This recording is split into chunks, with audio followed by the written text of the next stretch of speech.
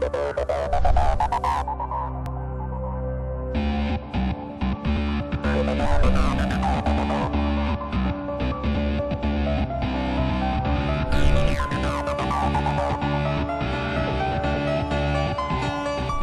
l'ASH cette année, qu'est-ce qu'on peut retenir pour les patients? Bon, pas de grandes découvertes, bien sûr.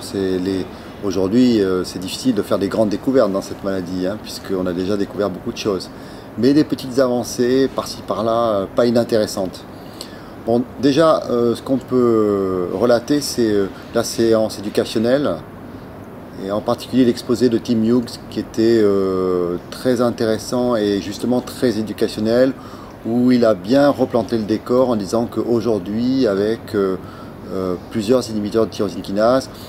on peut commencer à envisager un traitement à la carte. C'est-à-dire qu'en fonction du terrain, du patient, on va utiliser tel ou tel inhibiteur, en fonction aussi du but qu'on se donne. C'est-à-dire que si on veut vraiment un jour ou l'autre arrêter le traitement, bien on a intérêt à donner des inhibiteurs puissants, de manière à induire une réponse moléculaire complète le plus rapidement possible. Par contre, si le but est plus la qualité de vie, il faut vraiment tenir compte du terrain et d'adapter le traitement en fonction du terrain. Et tout ça a été repris par les différentes communications, et je pense que ce que l'on peut résumer par rapport à ces différentes communications, c'est qu'il y avait beaucoup d'abstracts, de posters et même de communications orales sur les effets secondaires des ITK qui deviennent quelque chose d'important. Alors ça vient en plus après une ambiance un petit peu, on va dire, délicate concernant les problèmes artériels et la FDA qui a arrêté le développement d'un inhibiteur de dernière génération là, qui s'appelle le ponatinib, arrêté provisoirement, heureusement, parce que effectivement cet inhibiteur, qui est certes très puissant, a des effets secondaires artériels non négligeables, et donc cette molécule n'est pas à mettre dans les mains de n'importe qui, et du coup ces premières lignes qui étaient en cours a été arrêtée malheureusement. Un certain nombre de centres français y avaient participé, et on n'aura pas le résultat de ces premières lignes. Il y avait à l'ASH l'expérience de Houston en poster sur un petit nombre de patients, montrant que cette molécule est effectivement très efficace, mais qu'elle n'est pas dénuée d'effets secondaires, et donc c'est probablement une molécule à se garder sous le coude en quelque sorte, et à probablement pas donner en première intention, en tous les cas, surtout si le terrain vasculaire est anormal, on va dire. Bon, on ne peut pas évoquer l'ASH sans parler de la présence française et de la problématique de l'arrêt du traitement, puisqu'il y avait quand même 4 communications orales qui étaient consacrées à l'arrêt du traitement, et des communications orales françaises. Donc une sur l'actualisation de STIB 1 qui confirme les résultats que nous avions déjà publiés, une sur STIB 2 qui sur une cohorte de patients beaucoup plus homogène montre des résultats tout à fait similaires, c'est-à-dire que grossièrement lorsqu'on arrête le traitement en situation de réponse moléculaire complète, la moitié des patients restent en réponse moléculaire complète. Il y avait une communication faite par Philippe Rousselot sur la validation de la perte de réponse moléculaire majeure comme facteur déclenchant la reprise du traitement, c'est-à-dire quand un patient arrête son traitement et qui perd sa réponse moléculaire majeure, c'est à ce moment-là qu'il faut lui redonner un inhibiteur de tyrosine kinase. Et ça, c'est un papier du reste qui vient d'être publié dans JCO, papier du groupe français, donc je pense qu'on peut être fier et faire cocorico aussi pour ça.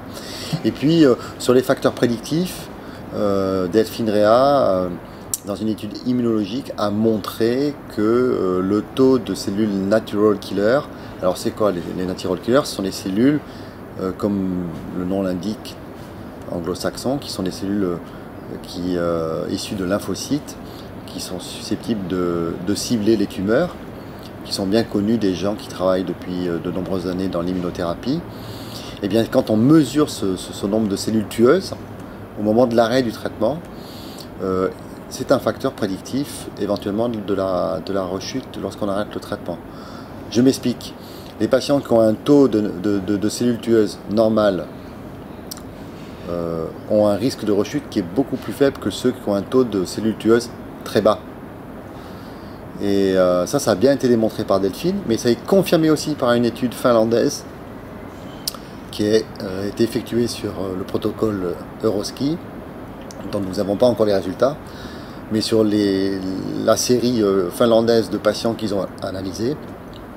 ces cellules tueuses sont aussi significativement associées à la rechute moléculaire lorsqu'on arrête le traitement. D'un point de vue fondamental, pas de communication très importante dans la LMC, mais des communications qui dépassent un peu le cadre de la LMC, qui concernent les syndromes myéloprolifératifs. Il y a un gène qui a été isolé et qui est muté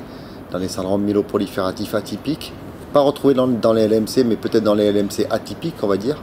Donc ça concerne aussi les patients que nous suivons tous les jours, qui est la calréticuline. Et là, il y a deux équipes qui ont retrouvé exactement la même chose et qui ont communiqué sous forme de ce qu'on appelle late breaking abstract, c'est-à-dire les communications qui sont données au dernier moment, juste au moment où les deux articles étaient publiés dans le New England Journal of Medicine, en tant que les mutations de ce gène sont un marqueur non négligeable de ces, on va dire, LMC atypiques, voilà, pour être